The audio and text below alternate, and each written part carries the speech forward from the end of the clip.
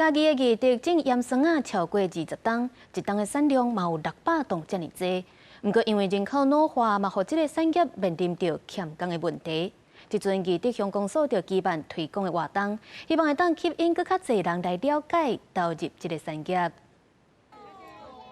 大人甲囡仔摕着家己啊体验趣味的挽酸水，家己县的一体乡举办酸水推广活动，然后民众亲身来挽酸水，佮绍介各种酸水的加工食品，希望互民众来了解在地的农产品。足好耍的，因为囡仔食大汉有无吼，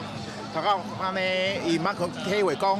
哦，挽酸水爱轻轻啊挽，袂使大出大咯。就是较无好啊，伊的迄个生产期算较济啊，量足济。